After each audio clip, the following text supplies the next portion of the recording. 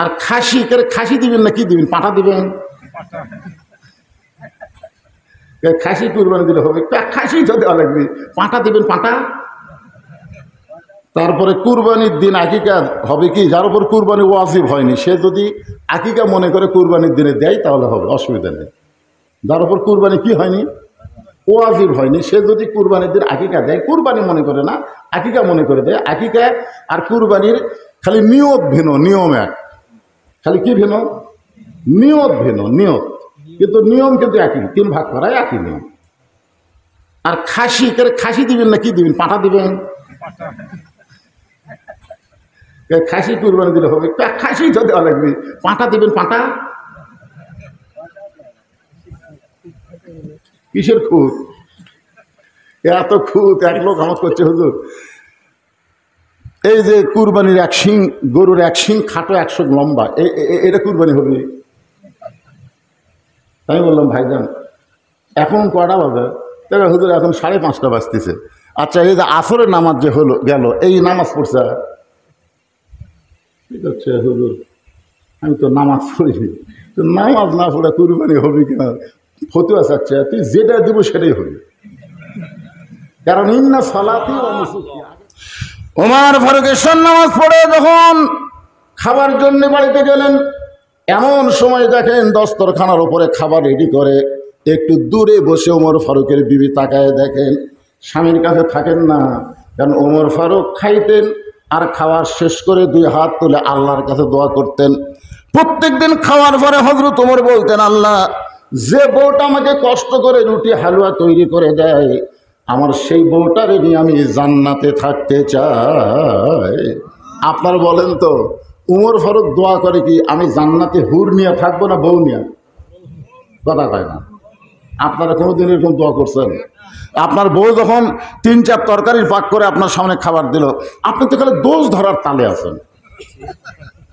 কোনোদিন কি দোয়া করছেন? নবী দোয়া করছেন প্রত্যেকটা খাওয়ার পরে যারা তার সামনে খাবার দিল তাদের জন্য আল্লাহর কাছে দোয়া করতেন যে আল্লাহ এত সুন্দর করে পাক করে খাওয়ালো, সুন্দর যদি না হয় অসুন্দর হলেও দোয়া করছেন।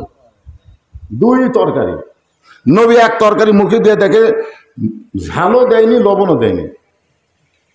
নবী কিন্তু খাওয়ার আগে টেস্ট করতেন, পরে বললেন আজকে আমি এই তরকারি একলাই খাবো, এটা কাউকে দেব না, আর তোমরা এটা খাও। তো সবাইকে এক তরকারি দিয়ে নবী এক তরকারি খেলেন। তো মা আয়েশা চিন্তা করতেছে ওই তরকারি কি এতই স্বাদ হলো যে হুজুর আমাদের কাউরে না দিয়ে একলাই খেলো। তো নবী খাওয়ার পরে দেখে সামান্য লাগে আছে, ওটি মা আয়েশা একটু আঙ্গুল দিয়ে মুখে দিয়ে দেখে লবণও হয়নি ঝালও হয়নি। মা আয়েশা এসে কাঁদতে কাঁদতে বলি, ইয়া রাসূলুল্লাহ আমি পাক করার সময় লবণ ঝাল দেইনি, আপনি কোনো দোষ ধরলেন না। আল্লাহ রাসূল বললেন দোষ ধরলে তুমি কষ্ট পাইতে, এই জন্যই দোষ ধরি না। আর কাউরে খাবার দিলে তারা তোমার দোষ ধরতো, তুমি কষ্ট পাইতে, এই জন্য আমি একলাই খাইছি। এটাই হলো নবীর সুন্নত। খাবার কোনো দোষ ধরা যাবে না। জোরে কোন কথা ঠিক? আর আমরা দোষ ধরি, দোয়া তো দূরের কথা। ওমর ফারুকের বিবি খাবার দিয়ে একটু দূরে দাঁড়িয়ে আছেন। ওমর ফারুক যখন আল্লাহুম্মা বারিক লানা, খাবার যখন আপনারা সামনে পাবেন মনে করবেন না যে আমি কামাই করে জোগাড় করেছি, আমার আল্লাহ তাআলা আমাকে রিজিক দান করেছে। এই জন্য একটা দোয়া পড়া লাগে। আপনার দোয়া পড়েন আল্লাহুম্মা বারিক লানা ফিমা রাযাকতানা ওয়া কিনা আযাবান। দোয়াটা পড়েন না, শিখে নেন, শিখে অল্প খাবেন পেট ভরে যাবে। পড়েন সবাই আল্লাহুম্মা বারিক লানা ফিমা রাযাকতানা ওয়া কিনা আযাবান নার। বিসমিল্লাহি বারাকাতিল্লাহ বলে ওমর ফারুক রুটি ছেড়ে হালুয়া নিয়ে যখন মুখে দিবার যাবে, এমন সময় বিবেক বলতেছে ওমর তোমার ক্ষুধা লাগতেছে আর তুমি খাইতেছো, যাকে কারাগারে বন্দি করছো সে খাইছে কিনা একটাবার কি তার খবর নিয়েছো? সুবহানাল্লাহ কবেন না? জনগণের গণধোলাই থেকে যাকে হেফাজতের নামে কারাগারে বন্দি করছো সে খাইছে কিনা তার খবর কি একটাবার নিছো? তোমার ক্ষুধা লাগছে, দোয়া দরুদ পড়ে তুমি খাবার শুরু করতেছো, কিন্তু সে খাইছে কিনা একটাবার খবর নিছো? সঙ্গে সঙ্গে হযরত ওমর খাওয়া বন্ধ করে দিয়ে রুটি এবং হালুয়া টোপলা করে ওই বেদুইন সাহাবী যেখানে বন্দি করেছে তার দরজায় গিয়ে বললেন ভাইজান এই দেখো তোমার জন্য রাতের খাবার নিয়ে আইছি। বেদুইন বন্দি সাহাবী মুচকি মুচকি হাসে আর বলে নেতা যদি ভালো হয় জেলখানার ভিতরে খাবার পাওয়া যায়, কিন্তু নেতার ভাগ্যে খাওয়া নাই। নেতা যদি কি হয়, কথা কন না কেন? সামনে আসছে শুভ দিন, গাজওয়াতুল হিন্দ, আর কত ওয়াজ করি কম, তো মানুষজন কম, ওয়াজ উঠতে চাচ্ছে না।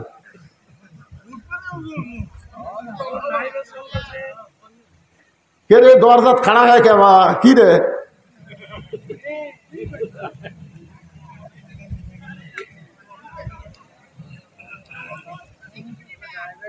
কি মন খারাপ করতেছেন?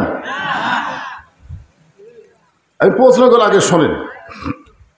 এখানে একটা প্রশ্ন করছে, শিল্পী কবির মিল সামাদের মাহফিলে বাধা দিল সাতক্ষীরার চেয়ারম্যান। এদিকে তারেক মনোয়ার বলেছে শিল্পী কবির সামাদকে মাহফিল করতে নিষেধ করেছে। না, তারেক মনোয়ার নিষেধ করেনি। তারেক মনোয়ার বলেছে আপনারা তাফসির মাহফিলে শিল্পীদেরকে দাওয়াত কেন দেন? এই শিল্পীদের আলাদা একটা মাঠ আছে, আলাদা একটা মঞ্চ আছে, এই কথা বলেছেন, এটা নিষেধ করেনি। আর কবির বিন সামাদের সাতক্ষীরার যে এক চেয়ারম্যান গাল দিয়েছে, ওর অবস্থা খারাপ, ওর অবস্থা কেরাসিন। আপনারা দেখবেন ইউটিউবের অবস্থা খুব খারাপ।